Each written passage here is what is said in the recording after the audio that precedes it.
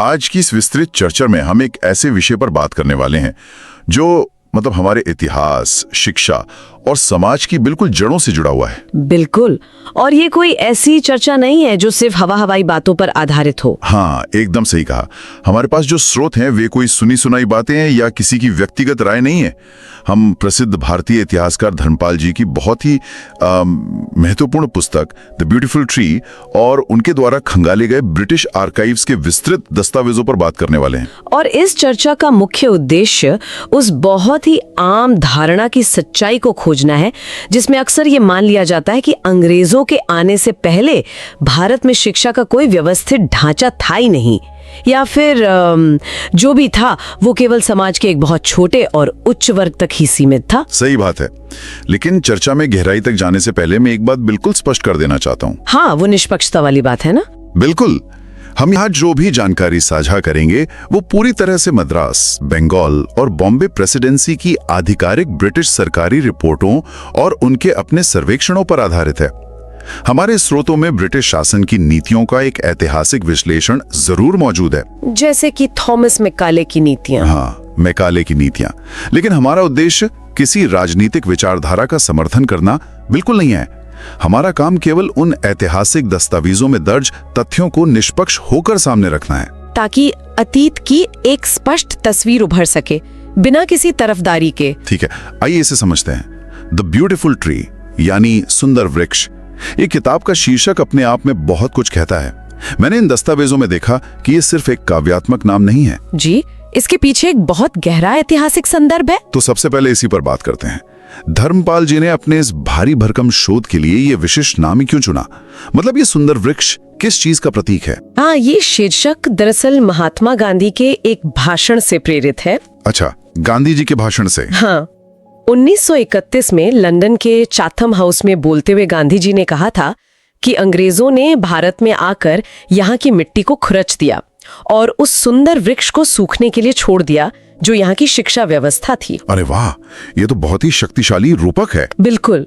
उस समय ब्रिटिश अधिकारियों ने गांधी जी के इस दावे को सिरे से खारिज कर दिया था। उन्हें लगा कि यह सिर्फ एक राजनीतिक बयान है। लेकिन दशकों बाद धर्मपाल जी ने जब खुद ब्रिटिश आर्काइव्स के दस्तावेजों का, उन्हीं के रिकॉर्ड्स का गहराई से अध्ययन किया तो उन्होंने पाया कि गांधी जी का वो रूपक ऐतिहासिक रूप से पूरी तरह सत्य था। मतलब वो सुंदर वृक्ष भारत की वो प्राचीन शिक्षा प्रणाली थी। एकदम सही। एक ऐसी प्रणाली जिसकी जड़ें समाज के हर हिस्से में गहराई तक फैली हुई थी। अगर हम इसे बड़े परिप्रेक्ष्य में देखें तो जब किसी पेड़ की जड़ें इतनी गहरी होती हैं तो वो अपना पोषण खुद जमीन से ले लेता है। हाँ, उसे किसी बाहरी माली की जरूरत नहीं होती। यही बात उस समय की शिक्षा व्यवस्था पर भी लागू होती थी। वो किसी बाहरी सत्ता या सरकार के भरोसे नहीं थी, बल्कि खुद समाज के भीतर से पोषित होती थी। ये महात्मा गांधी वाला किस्सा वाकई दिलचस्प है। लेकिन अगर हम जमीनी हकीकत और उन दस्तावेजों पर आएं, तो एक बहुत बड़ा सवाल खड़ा होता है। कौन सा सवाल? हम अक्सर यही सुनते आए हैं कि प्राचीन भारत में शिक्षा पर केवल समाज के एक विशिष्ट वर्ग का एकाधिकार था। मतलब आम लोगों या किसानों के लिए पढ़ाई लिखाई के दरवाजे बंद थे। ब्रिटिश रिपोर्ट इस बारे में क्या कहती है? यहीं पर धर्मपाल जी का शोध सबसे बड़ा धमाका करता है। ये एक ऐसा सच है जो हमारे आम ज्ञान को पूरी तरह चुनौती देता है। कैसे? जरा आंकड़ों के साथ समझाइए। अगर हम 1822 में मद्रास प्रेसिडेंसी के तत्कालीन गवर्नर थॉमस मुनरो द्वारा करवाए गए सर्वेक्षण की रिपोर्ट देखें तो आंकड़े हैरान करने वाले हैं। उस रिपोर्ट के अनुसार अकेले मद्रास प्रेसिडेंसी के क्षेत्रों में हजारों की संख्या में स्थानीय स्कूल मौजूद थे। हजारों स्कूल सिर्फ एक प्रेसिडेंसी में? जी हाँ, लगभग हर गांव में एक पाठशाला थी। और यह सिर्फ दक्षिण भारत की बात नहीं है।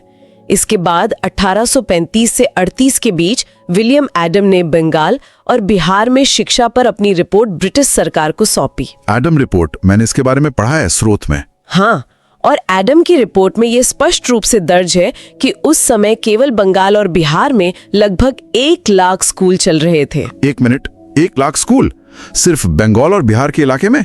यह आंकड़ा तो वाकई चौंकाने वाला है। बिल्कुल। इसका मतलब है कि औसतन हर 400 की आबादी पर एक स्कूल मौजूद था। लेकिन एक सवाल और है, क्या इन स्कूलों में सिर्फ एक ही वर्ग के बच्चे पढ़ रहे थे या इनमें समाज के अन्य तबकों की भी हिस्सेदारी थी?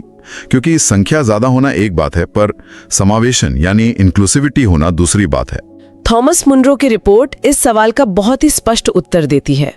उस रिपोर्ट में जाति और वर्ग के आधार पर छात्रों का विस्तृत विवरण है। अच्छा, उन्होंने इतना बारीक डेटा भी इकट्ठा किया था। हाँ, अंग्रेजों को डेटा रखने का बहुत शौक था और वही डेटा आज हमारे काम आ रहा है।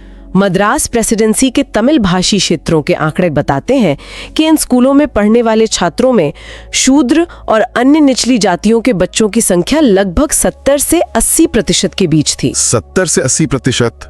ये तो हमारी आम धारणा के बिल्कुल उलट है। और कुछ जिलों में तो ब्राह्मण छात्रों की संख्या अल्पसंख्यक के स्तर पर थी। ये दस्तावेज इस बात का अकाट्य प्रमाण है कि इन स्कूलों में किसान परिवारों के बच्चे, कारीगरों के बच्चे और व्यापारी वर्ग के बच्चे एक साथ शिक्षा ग्रहण कर रहे थे। मतलब शिक्षा किसी एक वर्ग की बपौती नहीं थी, बल्कि इसकी पहुंच समाज के हर कोने तक थी। ये जानकारी तो उस पूरी धारणा को ही पलट देती है जो आमतौर पर पढ़ाई जाती है। एकदम। इतने व्यापक स्तर पर शिक्षा का प्रसार होना और समाज के हर तबके का उसमें शामिल होना एक बहुत बड़ी उपलब्धि थी। लेकिन यहाँ एक और बड़ा सवाल उठता है। आज के समय में हम स्कूलों को चलाने के लिए सरकार की तरफ देखते हैं। एक आधुनिक एनालॉजी का इस्तेमाल करूं तो करदाताओं के पैसे से शिक्षा मंत्रालय भारी भरकम बजट बनाता है। उस समय तो ऐसा कोई केंद्रीय शिक्षा मंत्रालय नहीं था। बिल्कुल नहीं था। तो 1 लाख स्कूल बंगाल में और हजारों मद्रास में, इन सब का खर्च कैसे निकलता था? क्या ये आज के क्राउड फंडिंग जैसा कोई मॉडल था? क्राउड फंडिंग एक बहुत ही सटीक आधुनिक तुलना है, लेकिन वो व्यवस्था उससे भी कहीं ज्यादा व्यवस्थित और टिकाऊ थी। उस समय शिक्षा सरकार के भरोसे नहीं बैठी थी। तो फिर फंडिंग कहां से आती थी? गांव में मान्यम या इनाम जमीनों की एक व्यवस्था होती थी। इनाम जमीनें? ये क्या होती थी? निश्चित हिस्सा सीधे शिक्षक और पाठशाला के रख रखाव के लिए आवंटित कर देता था। अच्छा, मतलब जमीन से जो भी अनाज या पैसा आएगा वो सीधा स्कूल को जाएगा? हाँ, इसके अलावा स्थानीय व्यापारी, संपन्न लोग और मंदिर भी अपनी आय का एक हिस्सा इन स्कूलों को दान करते थे। यानी गांव की अर्थव्यवस्था से ही स्कूल का पोषण हो रहा था। इसमें किसी दूर बैठे सरकारी अधिकारी का कोई हस्तक्षेप नहीं था। एकदम सही समझे आप। और इसी वजह से शिक्षक किसी दूरस्थ सरकारी तंत्र के प्रति जवाबदेह नहीं होता था। वो सीधे तौर पर उस समुदाय के प्रति जवाबदेह होता था जो उसे आजीविका दे रहा है। बिल्कुल। जब समाज खुद शिक्षा का वित्त पोषण करता है तो शिक्षा का नियंत्रण भी उसी समाज के हाथ में रहता है।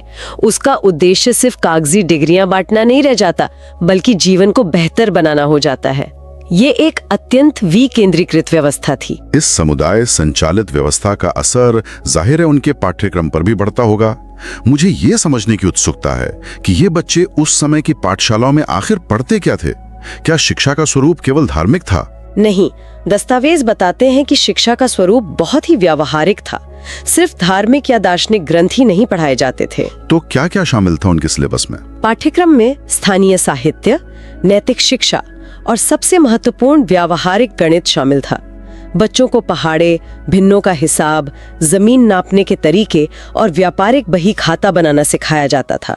जमीन नापना और बही खाता, ये तो बहुत ही काम की चीजें हैं। हाँ, एक किसान के बच्चे को मौसम और जमीन का वो हिसाब किताब सिखाया जाता था जो उसे खेती में काम आए। एक व्यापारी के बच्चे को वो गणित सिखाया जाता था जो उसे व्यापार में मदद करे। मैंने स्रोत में ये भी पढ़ा था कि पढ़ाने के तरीके में कागज कलम से ज्यादा अन्य चीजों का इस्तेमाल होता था। ये मौखिक परंपरा कैसे काम करती थी? स्मृति या याददाश्त को बहुत महत्व दिया जाता था। दोहराव के जरिए सिखाना, राइट? हाँ, बच्चे जमीन पर रेत बिछाकर या ताड़ के पत्तों पर लिखकर अभ्यास करते थे। निरंतर अभ्यास से ज्ञान उनके भीतर गहराई तक उतर जाता था। और शिक्षकों की क्या भूमिका थी? शिक्षक, जिन्हें गुरु, आचार्य या पंडित कहा जाता था, उनका समाज में अत्यधिक सम्मान था। उनका काम केवल अक्षर ज्ञान देना नहीं था, बल्कि बच्चों का समग्र चरित्र निर्माण करना था। यहाँ एक बिंदु पर और बात करना जरूरी है, क्योंकि अक्सर प्राचीन शिक्षा की बात करते समय महिलाओं की शिक्षा का जिक्र छूट जाता है। क्या इन हजारों स्कूलों में लड़कियां भी पढ़ने जाती थी? ये एक बहुत ही महत्वपूर्ण सवाल है। विलियम एडम और अन्य ब्रिटिश अधिकारियों की रिपोर्टों में लड़कियों की शिक्षा का भी जिक्र है। तो क्या वे भी लड़कों के साथ स्कूलों में जाती थी? देखिए, ये सच है कि औपचारिक स्कूलों में लड़कों की तुलना में लड़कियों के नामांकन का प्रतिशत काफी कम था, लेकिन शिक्षा शून्य नहीं थी। उस समय महिलाओं की शिक्षा का एक बड़ा हिस्सा घरों के भीतर ही संचालित होता था। मतलब उन्हें घर पर ही पढ़ाया जाता था? हाँ, इसके अलावा मालाबार जैसे कुछ क्षेत्रों में लड़कियों के स्कूलों में जाने के भी स्पष्ट प्रमाण ब्रिटिश दस्तावेजों में मौजूद हैं। तो व्यवस्था पूरी तरह से आदर्श भले ही न रही हो, लेकिन समाज की जरूरतों के हिसाब से वो लगातार काम कर रही थी। अब यहाँ कहानी में एक ऐसा मोड़ आता है जो सबसे ज्यादा परेशान करने वाला है, अंग्रेजों के दौर का आना। बिल्कुल। अगर ये व्यवस्था इतनी आत्मनिर्भर थी, समाज के हर वर्ग तक इसकी पहुंच थी और इसे खुद स्थानीय समुदाय चला रहा था, तो ये अचानक ढह कैसे गई? क्या ब्रिटिश सरकार ने रातों रात कोई कानून बनाकर इन सारे स्कूलों को बंद करवा दिया था? नहीं, ये कोई रातों रात लिया गया फैसला नहीं था। किसी भी गहरी जड़ों वाले पेड़ को गिराने के लिए सिर्फ कुल्हाड़ी की जरूरत नहीं होती। तो फिर कैसे किया गया ये सब? अगर आप उसके आसपास की मिट्टी हटा दें और पानी रोक दें, तो वो खुद ब खुद सूख जाता है। यही हुआ भारतीय शिक्षा व्यवस्था के साथ। इस बड़े बदलाव का सबसे प्रमुख चेहरा बनकर सामने आते हैं थॉमस बेबिंगटन मैकाले और उनकी 1835 की शिक्षा नीति। मैकाले की नीतियां हमेशा से चर्चा के केंद्र में रही हैं। स्रोत बताते हैं कि उनकी सोच ने पूरी व्यवस्था का उद्देश्य ही पलट दिया था। जी हाँ। उन्होंने ऐसा क्या कहा या किया जिसने समुदाय आधारित शिक्षा की कमर ही तोड़ दी? मैकाले का दृष्टिकोण बहुत स्पष्ट था। उनका एक प्रसिद्ध कथन है जो उनके इरादों को पूरी तरह बयां करता है। उन्होंने लिखा था कि हमें एक ऐसा वर्ग तैयार करने की पूरी कोशिश करनी चाहिए जो हमारे और उन लाखों लोगों के बीच दुभाषियां हो जिन पर हम शासन करते हैं। मतलब इंटरप्रेटर्स का एक वर्ग। बिल्कुल। उन्होंने आगे कहा, ऐसे लोगों का वर्ग जो खून और रंग से भारतीय हो, लेकिन पसंद, विचारों, नैतिकता और बुद्धि में अंग्रेज हो थी। और इसी एक नीति ने शिक्षा के मूल अर्थ को ही बदल दिया। जो शिक्षा पहले जीवन को बेहतर बनाने और समाज को सशक्त करने के लिए थी, उसका नया लक्ष्य अब ब्रिटिश प्रशासन को सुचारू रूप से चलाने के लिए निचले स्तर के कर्मचारी और क्लर्क तैयार करना बन गया। इस नीति के तहत स्थानीय भाषाओं को हटाकर अंग्रेजी को प्रशासन और उच्च शिक्षा की भाषा बना दिया गया। हाँ, स्थानीय भाषा की जगह अंग्रेजी ने ले ली। लेकिन मुझे एक बात अभी भी समझ नहीं आ रही है। नीति का बदल जाना एक बात है, लेकिन वे जो गांव-गांव में हजारों पाठशालाएं चल रही थीं, वे भौतिक रूप से कैसे बंद हो गईं? क्या ब्रिटिश पुलिस ने जाकर उन पर ताले लगा दिए थे? ये सबसे महत्वपूर्ण हिस्सा है जिसे धर्मपाल जी ने बहुत बारीकी से समझाया है।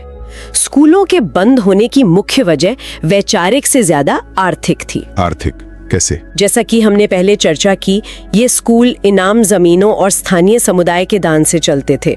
जब अंग्रेजों ने भारत की जमीन और राजस्व प्रणाली यानी लैंड रेवेन्यू सिस्टम में बदलाव किया, तो उन्होंने सबसे पहले उन कर मुक्त जमीनों पर भारी टैक्स लगाना शुरू कर दिया। ओह, मतलब जो जमीन पहले स्कूल की फंडिंग करती थी, अब वो खुद टैक्स के दायरे में आ गई। बिल्कुल। रैयतवाड़ी और जमींदारी जैसी नई व्यवस्थाओं ने करों का बोझ इतना बढ़ा दिया कि गांव के अपनी स्वतंत्र अर्थव्यवस्था पूरी तरह से चरमरा गई। तो इसका सीधा मतलब ये हुआ कि जब गांव के किसान और व्यापारी खुद भारी करों के बोझ के तले दब गए, तो उनके पास पाठशाला के शिक्षक को देने के लिए अनाज या पैसा बचा ही नहीं। सटीक तौर पर यही हुआ। जब धन का प्रवाह गांव से निकलकर सीधे ब्रिटिश खजाने की ओर जाने लगा, तो उन पाठशालाओं की जीवन रेखा कट गई। वो जो रूपक था, पानी रोक देना, वो यहाँ बिल्कुल फिट बैठता है। और सिर्फ इतना ही नहीं, इसके साथ ही ब्रिटिश शासन ने यह स्पष्ट कर दिया कि सरकारी नौकरियां केवल उन्हीं लोगों को मिलेंगी जो नई अंग्रेजी शिक्षा प्रणाली के तहत मान्यता प्राप्त स्कूलों से पढ़कर आएंगे। तो जो पुरानी पाठशालाओं से पढ़कर निकल रहे थे, उनके भविष्य का क्या? उनका कोई मोल नहीं रहा प्रशासन की नजर में। इस नियम ने स्थानीय और पारंपरिक ज्ञान को पूरी तरह से अप्रासंगिक बना दिया। एक तरफ पाठशालाओं के पास पैसा नहीं रहा और दूसरी तरफ उन पाठशालाओं से मिली शिक्षा की कोई मान्यता नहीं रही। और इस दोहरी मार से वो सुंदर वृक्ष जड़ से उखड़ने लगा। ये वाकई बहुत ही त्रासद है कि एक ऐसा ढांचा जो हजारों सालों के विकास और सामुदायिक सहयोग से खड़ा हुआ था, वो चंद दशकों की आर्थिक और प्रशासनिक नीतियों के चलते बिखर गया। हाँ, और वो वृक्ष पूरी तरह सूख गया। धर्मपाल जी की इस पूरी रिसर्च ने मुझे गहराई से सोचने पर मजबूर कर दिया है। लेकिन इतिहास की इस घटना को आज के समय में जानना क्यों जरूरी है? सुनने वालों के लिए इस सुंदर वृक्ष की कहानी की आज क्या प्रासंगिकता है? इसकी प्रासंगिकता आज के दौर में और भी अधिक बढ़ जाती है। पहली बड़ी सीख ये है कि शिक्षा प्रणाली का सीधा जुड़ाव उस समाज से होना चाहिए जिसके लिए वो बनाई गई है। मतलब शिक्षा और समाज अलग अलग डिब्बों में नहीं हो सकते। बिल्कुल। आज हमारी शिक्षा व्यवस्था बहुत अधिक केंद्रीकृत हो गई है, जहाँ पाठ्यक्रम और नीतियाँ उन कमरों में तय होती हैं जो जमीनी हकीकत से बहुत दूर हैं। जब शिक्षा समुदाय से कट जाती है तो वो केवल एक यांत्रिक प्रक्रिया बनकर रह जाती है। और भाषा के मुद्दे पर ये दूसरी सबसे महत्वपूर्ण बात है। दस्तावेज ये साफ दर्शाते हैं कि जब बच्चा अपनी मातृभाषा या स्थानीय भाषा में सीखता है तो उसका व्यवहारिक ज्ञान और समझ बहुत गहरी होती है। मैकाले की नीति ने जिस तरह से अंग्रेजी का वर्चस्व स्थापित किया, उसने हमारे अपने ज्ञान और विज्ञान के स्रोतों को हमसे ही दूर कर दिया। यानी बात सिर्फ अतीत पर गर्व करने या दुख जताने की नहीं है, बल्कि उस खोए हुए संतुलन को वापस पाने की है। आधुनिक विज्ञान, वैश्विक भाषाएं और नई तकनीक सीखना आज के समय की मांग है और ये जरूरी भी है। हाँ, हमें समय के साथ चलना ही होगा। लेकिन इसके साथ ही अगर शिक्षा को स्थानीय जरूरतों, व्यवहारिक ज्ञान और समाज के साथ फिर से जोड़ा जाए तो शायद हम एक बेहतर ढांचा तैयार कर सकते हैं। बिल्कुल। धर्मपाल जी की ये पुस्तक हमें ये सवाल पूछने के लिए प्रेरित करती है कि विकास की इस अंधी दौड़ में कहीं हमने उन प्रणालियों को तो नहीं छोड़ दिया जो हजारों सालों से सफलतापूर्वक काम कर रही थी। उस समय का समाज एक था, वो बटा हुआ नहीं था जब बात अपने बच्चों के भविष्य की आती थी। तो चलिए आज की इस लंबी और विचारोत्तेजक चर्चा को समेटते हैं। धर्मपाल जी की ऐतिहासिक पुस्तक द ब्यूटीफुल ट्री और ब्रिटिश आर्काइव्स के दस्तावेजों के जरिए हमने जाना कि अंग्रेजों के आने से पहले भारत में शिक्षा का एक बहुत ही विशाल, समावेशी और व्यवहारिक ढांचा मौजूद था, जो पूरी तरह से डेटा और सबूतों पर आधारित है। बंगाल से लेकर मद्रास तक हर गांव में स्कूल थे जहां सभी वर्गों के बच्चे एक साथ पढ़ते थे। सबसे खास बात यह थी कि यह व्यवस्था किसी सरकार की मोहताज नहीं थी, बल्कि समाज खुद इसका खर्च उठाता था। लेकिन राजस्व नीतियों, जमीनों पर कर और मैकाले की अंग्रेजी केंद्रित शिक्षा नीति ने गांव की अर्थव्यवस्था को तोड़ दिया और इस सुंदर वृक्ष को सूखने पर मजबूर कर दिया। इतिहास को हमेशा उन लोगों के चश्मे से नहीं देखा जाना चाहिए जिन्होंने शासन किया। सही कहा। जब हम मूल दस्तावेजों और आंकड़ों की गहराई में जाते हैं तो कई बार हमें वो सच्चाई नजर आती है जो स्थापित मिथकों से बिल्कुल अलग और कहीं अधिक समृद्ध होती है। और इस चर्चा का अंत हम एक ऐसे विचार के साथ करना चाहेंगे जो सीधे तौर पर इन दस्तावेजों की बुनियाद से तो जुड़ा है, लेकिन हमें भविष्य की ओर देखने पर मजबूर करता है। जी बिल्कुल। हमने देखा कि प्राचीन भारत में स्थानीय समुदाय बिना किसी बड़े सरकारी तंत्र के अपनी शिक्षा व्यवस्था खुद चलाता था। आज हम इंटरनेट और डिजिटल युग में जी रहे हैं जहां दुनिया भर का ज्ञान हर जगह उपलब्ध है। तो क्या हम इतिहास से कुछ सीख सकते? यही मेरा सवाल है। क्या आज की इस तकनीक का इस्तेमाल करके हम एक बार फिर शिक्षा को बड़े केंद्रीकृत नियंत्रण से बाहर निकाल सकते हैं? क्या भविष्य की शिक्षा पूरी तरह से कम्युनिटी ड्रिवन और स्थानीय जरूरतों के हिसाब से डिजाइन की जा सकती है? ये एक बहुत बड़ा सवाल है। क्या इंटरनेट और विकेंद्रीकृत तकनीक के जरिए हम आज के समय का एक नया सुंदर वृक्ष खड़ा कर सकते हैं जिसे कोई एक संस्था नहीं बल्कि पूरी दुनिया का समुदाय मिलकर सींचे? ये विचार अपने आप में बहुत ही शक्तिशाली है। अगर ज्ञान हर जगह मौजूद है तो उस तक पहुंचने का रास्ता केवल कुछ संस्थाओं के हाथों में क्यों सीमित होना चाहिए? शायद भविष्य की शिक्षा का असली रूप इसी विकेंद्रीकरण में छिपा हो। इस पर गंभीरता से विचार किया जाना चाहिए। इसी गहरे और विचारणीय प्रश्न के साथ हम आज की इस विस्तृत चर्चा को यहीं विराम देते हैं। धर्मपाल जी के इस शोध ने यकीनन इतिहास के कई पन्नों पर पड़ी धूल को साफ किया है और हमें अपने ही अतीत को देखने का एक नया नजरिया दिया है। ज्ञान की जड़ों को हमेशा तलाशते रहिए और नए सवाल पूछने से कभी मत हिचकिचाइए।